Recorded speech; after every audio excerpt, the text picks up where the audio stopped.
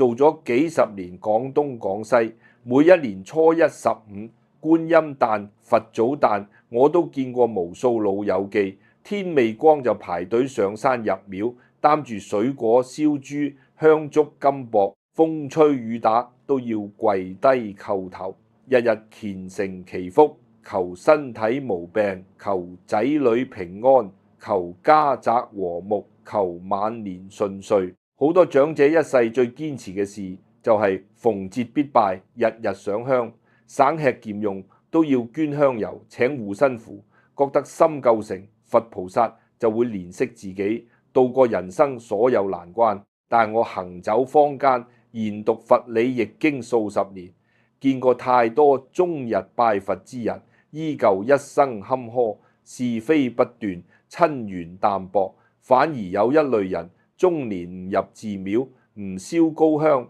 唔念佛經，從來唔主動求福求運，偏偏一生小災小禍，危難總有貴人搭救，病痛遠離，家庭安穩。就算遇到橫禍，都能逢凶化吉，諸事逢凶化吉。好多街坊嚟問我，飛哥，拜佛唔係積福最快嘅方法嗎？點解虔誠上香嘅人未必有福？唔求神唔拜佛嘅人反而福氣傍身。今日我講一句大實話，破除大家半生嘅誤解。佛從來唔住喺寺廟神像之上，而係住喺人心之中。世間有5種天生自帶佛骨之人：骨相藏善，心性合佛，自身慈祥，純正慈悲，不用跪香，不用許願，不用耗費心力祈福，天地護佑，菩薩眷顧，好運福運自動貼身。所謂佛骨，從唔係骨相奇特，天生異貌，唔係手上有佛紋，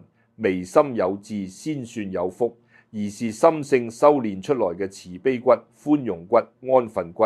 我今日結合香港街坊、身邊老友真實經歷，唔講玄虛佛偈，唔搞封建迷信，用大白粵語拆解5種自帶佛骨之人，同時教大家普通人點樣修心性、養佛骨，就算從未入廟拜佛，一樣可以消災納福，平安度過餘生。先講一個我認識15年嘅廟，竹伯，今年82歲，守離島觀音廟41年，日日刷神像、點長香，接待善信，見盡世間求佛之人。早年好多闊太做生意老闆，憂心仔女嘅長者，每個月花幾萬香油錢，通宵誦經叩拜，求發財、求姻緣、求子孫富貴。可大多數人求而不得，生意破產，家庭離散，病痛纏身，比比皆是。反而島上一位普通漁婦阿蘭，今年67歲，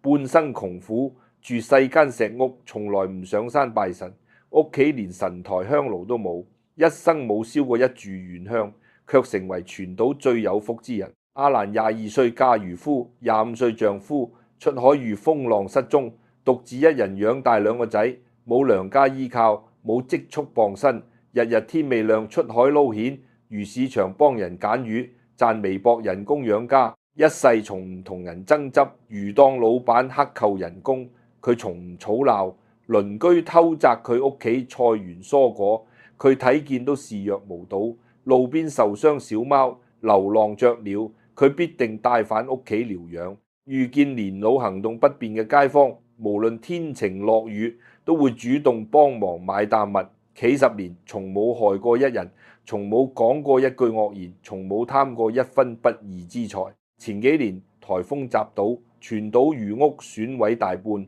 唯獨阿蘭石屋只碎一扇玻璃窗。前年阿蘭查出輕微肺結節，覆查之際自動消散，醫生都話係奇事。2個仔讀書自覺懂事，無人督促都考上大學，長大後安分孝順，專程接阿蘭落市區享福。廟祝伯同我講，佢守廟半生，終於看透，香燭再旺不及心頭一善，許願再多不及品行端正。神像面前求萬事，不如修心養骨度自身。佛菩薩睇從來唔係你跪得幾低，香燒幾粗，而係你骨子裏全唔全善，心地乾唔乾淨，心有佛性，便是自帶佛骨。不用求，自有天護。第一種，自帶佛骨之人，生性柔軟，見萬物皆憐憫，從不欺弱小，不踐踏生靈，慈悲入骨，此為護身佛骨。佛門最重慈悲，慈悲唔係大富大貴先可以行善，唔係捐錢布施先算積福，而是刻入骨子裏嘅不忍心。我哋身邊好多人一生最大嘅福氣就來源於天生心軟，不忍心傷害旁人，不忍心欺壓弱者，不忍心睇見世間苦楚。好多長者誤解行善就要大額捐錢入廟布施，其實不然。路邊不踩螞蟻，不折花木，不惡言辱罵底層之人，不欺負老弱孤寡，呢種本能嘅柔軟就是最珍貴嘅慈悲佛骨。我舊年喺社區講座認識嘅林婆婆，79歲，一生家境清貧，年輕時做廠工，年老靠微薄，退休金度日，冇能力捐錢行善，但全街街坊小動物都受過佢恩惠，街頭流浪貓狗，佢每日固定帶飯餵食，風雨天幫佢哋搭遮風紙箱，地盤外傭、清潔工友被人白眼，佢從唔跟風歧視，見面必定和善點頭，樓下頑童欺負小鳥，佢從唔責罵小孩，只會溫聲勸導，萬物有命不可傷害。就算有人刻意佔便宜，借錢不還，佔用佢屋企門口空間，林婆婆從唔記恨，只嘆一句對方必有難處。林婆婆從來唔拜神，屋企亦無神位，可一生從冇遇過壞人，出門永遠遇貴人。80歲骨頭硬朗，食瞓俱佳，頭腦清晰，從冇大病入院。街坊都好奇，婆婆一世心軟，從不吃虧，反而百病不侵，福氣綿長。其實道理好簡單，天道循環，慈悲之人自帶護身氣場，不傷生不欺弱，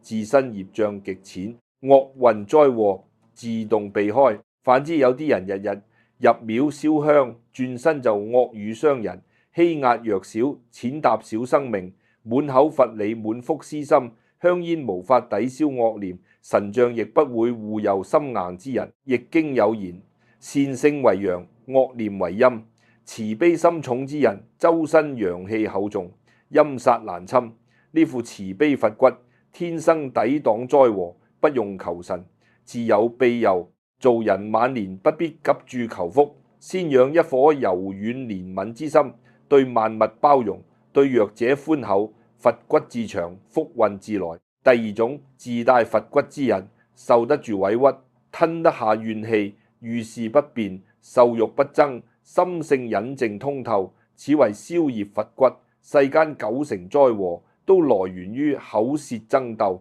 不甘受委屈。好多人一生坎坷，並非品行極差，而是太愛辯解，太愛爭輸贏，太愛討公道，受半句閒話就動怒，受一點委屈就記仇，凡事非要分出對錯，久而久之結下無數惡緣，招惹小人是非，耗盡自身福氣。而第二種自帶佛骨之人，最大特點就是淡然不爭，被人誤解懶得解釋，被人虧待不記怨恨，吃虧當成還債，受辱當成消業，從不逞一時口舌之快，從不報復他人過錯。呢種人唔係懦弱無能，而是看透三世因果，明白世間所有相遇皆有因緣，別人傷我皆是前世相欠，今生了斷，往後再無糾纏。我電台舊同事梁叔74歲，早年做編輯，一世安分做事，40幾歲那年被同事惡意搶走職位，仲被造謠抹黑品行，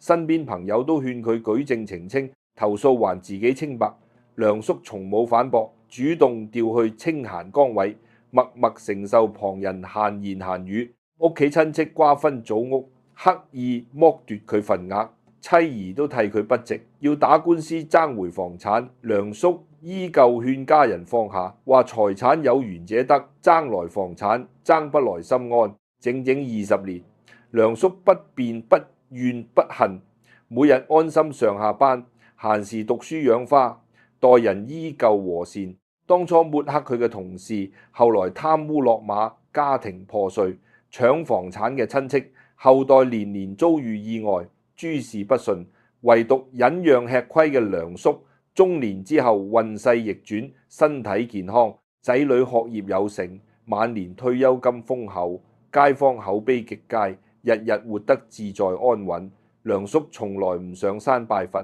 佢同我講，最好嘅消災就是不爭，最好嘅積福就是受屈。好多長者日日拜佛消業，卻放不下一點委屈。記住，一點仇恨，業障永遠無法消除。佛菩薩最欣賞從容忍讓之人，別人做惡自有惡報，自己不執着不反擊，就是遠離是非，斷絕惡緣。這種不爭不辯、吞怨容人嘅聖子，修出一身消業佛骨，一生小人遠離，橫禍不沾。縱然早年吃虧，晚年必定加倍得福，菩薩自會暗中補償所有委屈。第三種，自帶佛骨之人，心無貪念，安分守己，不謀不義之財，不貪分外之福，知足淡欲，此為罪福佛骨。佛門最重戒貪，人一生八成禍患，皆由貪欲而起。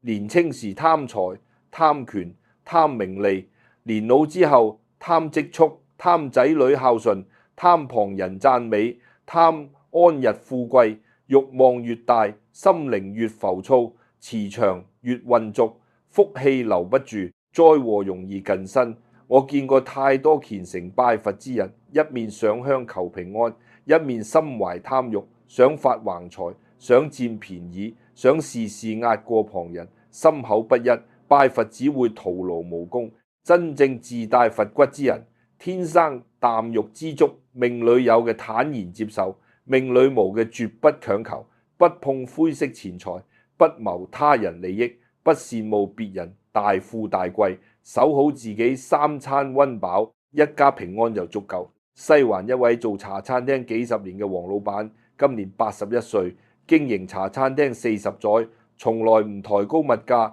唔缺斤少兩，唔用劣質食材，同行都靠偷減食材，壓低人工賺暴利。唯獨黃老闆堅持用料足量，員工人工高於市面，窮人來吃飯可以賒賬，孤寡長者到店可免費食餐。有地產商開高價收購門面，要改做高銷酒吧，利潤翻倍。身邊親友全部勸佢賣鋪致富，黃老闆斷然拒絕，話呢間鋪頭養活我一家三代，亦方便街坊日常用餐，賺取夠養家嘅錢就好。貪多必惹禍，佢初一十五從入廟，屋企神台簡單乾淨，從唔燒重金香燭，一生安分守己，不貪分毫橫財。前幾年經濟低迷，大量餐廳倒閉，同行要麼虧損破產，要麼惹上官非，唯獨黃老闆茶餐廳穩穩營運，子孫孝順，讀書有成，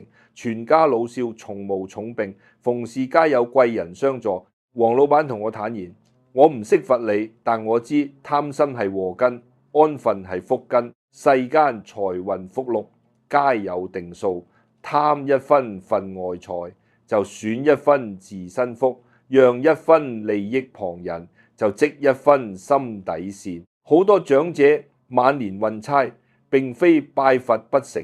而是慾望太重，總覺得自己擁有太少，總想找取更多，心貪則骨濁。佛菩薩就算想保佑，都無處落腳。反之，知足安分、不貪不取之人，修得罪福佛骨，一身清淨，財福平安穩穩到來，不用祈求，自有餘興。第四種，自帶佛骨之人，口無惡言，不搬是非，不揭人短，不咒人過，口業乾淨，此為護緣佛骨。佛門講口業為第一業，萬禍從口出，萬福亦從口出。我做電台數十年，見過最多節損福氣嘅行為，從唔係大奸大惡，而係長者聚會紮堆講是非，掃人短，翻舊帳，咒人落魄。好多老友記日日上香祈福，轉身就同街坊議論親友家事，放大旁人缺點，詛咒得罪自己之人，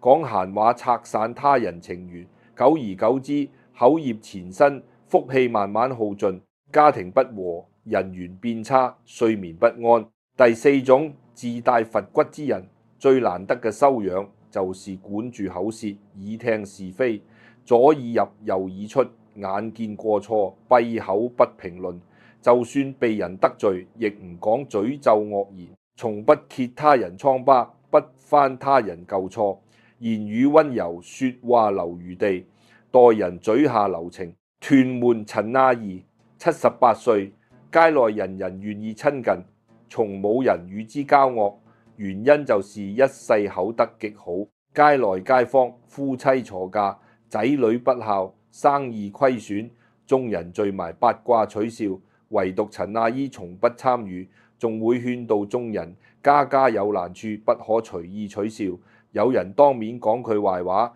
抹黑佢為人，陳亞儀從唔反唇相譏，依舊和善待人。親戚做事自私虧待佢，佢亦從唔逢人訴落親戚不是，保留雙方情面。陳亞儀從唔學人誦經念佛，每日只會管好自己口舌，不閒聊，不八卦，不惡語。縱然佢早年喪偶，獨自養大女兒，早年日子艱苦，但中年之後一路順遂，女兒婚姻美滿，孝順懂事，街坊處處幫襯，從冇小人陷害，年年體檢，身體安康。佛門常說一念善語，勝住百炷香，一口惡言，毀盡半生福。香燭可以祈福，但抵不過每日一句惡言。神像可以護身，但抵不過滿口是非業障。好多人拜佛多年，運氣不變，根本原因就是口業未清，一邊積福一邊損福，徒勞無功。嘴裏留善意，就是心裏有佛性。修護完佛骨，結善緣，遠小人，聚人氣。菩薩最護口德乾淨之人，一生小口舌官非，家宅常年安寧。第五種，自帶佛骨之人，知錯能改，自省自度，不執己錯，不推卸責任，心性通透，知敬畏，此為天成佛骨，亦是五種佛骨之中最尊貴、福氣最深厚嘅一種。世間無完美之人，每個人都有私心、脾氣、過錯。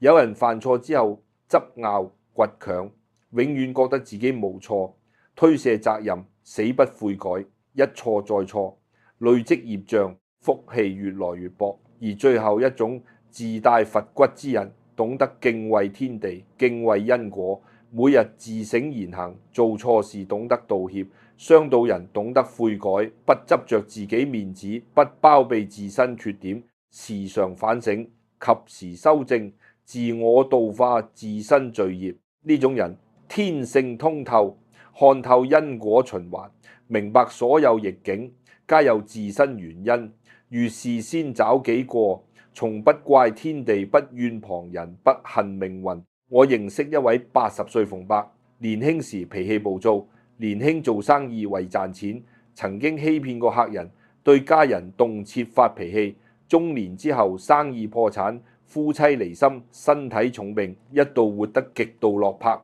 後來馮伯並冇上山拜佛求翻身，反而閉門自省，認清自己年少貪心、脾氣惡劣之錯，主動尋找當年被自己虧待嘅客人，退還錢財，誠懇道歉，回家對家人溫柔包容，改掉暴躁脾氣，日日反省，一言一行，但凡心起惡念、口出惡言，即刻克制修正。整整20年，馮伯虔誠改過，善待身邊每一個人，補足年少虧損嘅德行。後來身體奇蹟好轉，前妻與其和解，兒子回歸身邊盡孝，晚年衣食無憂，受人敬重。馮伯同我講，年少以為拜佛可以遮錯，長大才懂悔改先係最大積福。天地不怕人有過，只怕人不改過。好多長者一生執拗，永遠覺得自己全對，仔女不順，日子辛苦，旁人虧待自己，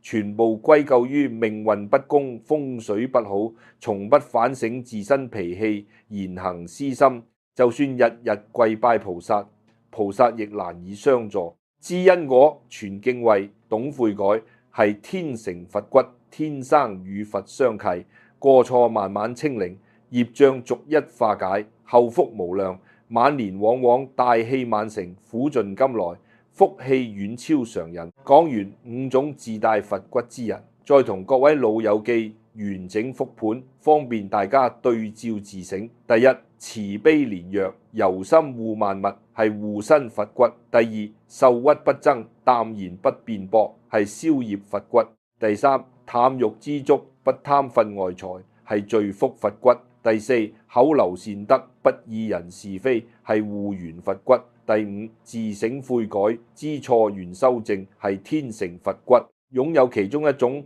便有菩薩暗中護佑；擁有3種以上，一生大災化小，小災化無，晚年必定福壽相傳。好多老友記此刻會心焦，覺得自己脾氣差，心有執念，愛講閒話，從小到大並非善心原人，是不是一輩子都無法長出佛骨，只能靠燒香求保佑？我在此同大家講一句定心話：佛骨從唔係天生注定，後天心性修練，人人都可以養出佛骨，年齡從唔是限制，60歲、70歲開始修，一樣來得及，不用花錢，不用入廟，不用誦經，每日5件小事，慢慢養心性，長佛骨。第一，每日留3分善心，見弱小不欺，見他人落難不取笑，力所能及幫小事，不求回報。第二，遇事退一步，受誤解少辯解，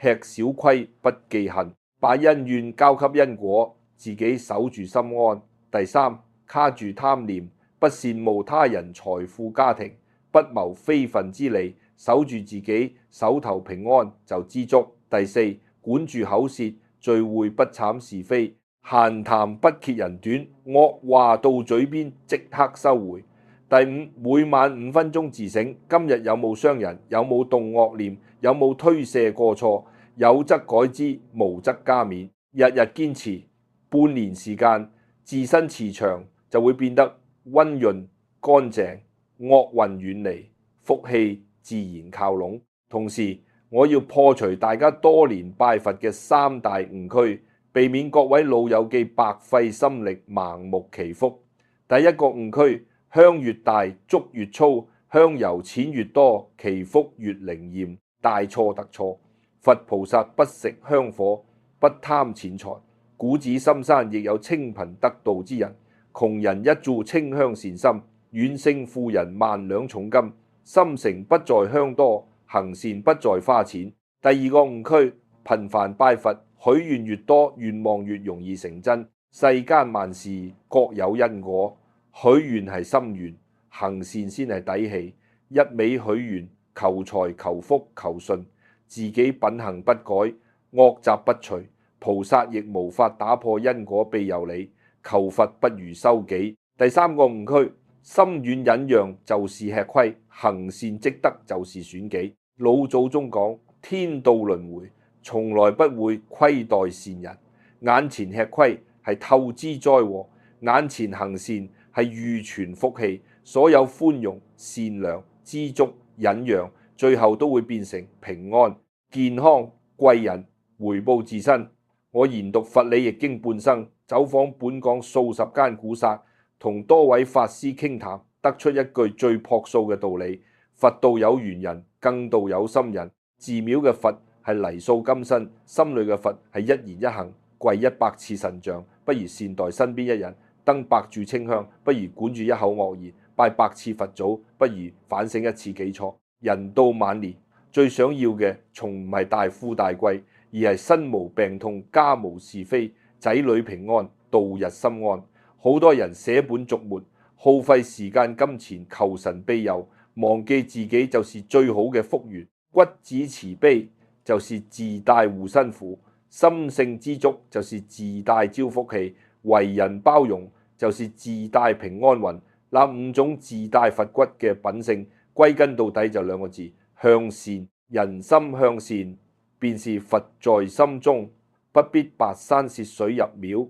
不必節節跪拜許願，菩薩自然睇見，時常眷顧守護。最後送各位老友記一句我：半生悟道真言，有心拜佛不如有心做人，向外求福不如向內修骨。願各位長者修一顆善心，養一身佛骨，不求神不拜佛，自有諸事平安，福壽綿長，一生無災無憂，日日心安順遂。其實做人一世最愚笨嘅事就是捨己求佛，捨心求福。好多長者到老都唔通透，寧願風雨無阻上山祈福，捨得花錢添香油請護身符，卻捨不得改變自己一分脾氣，捨不得對旁人多一分包容，捨得對萬物留一分善心。佛菩薩從來唔偏心虔誠之人，只偏心有福心性之人。不必羨慕旁人運氣好貴人多，亦不必怨自己命薄運差。你嘅心態言行品性早已寫好自身福報。晚年不必強求大富大貴，守住慈悲，忍住怨氣，放下貪欲，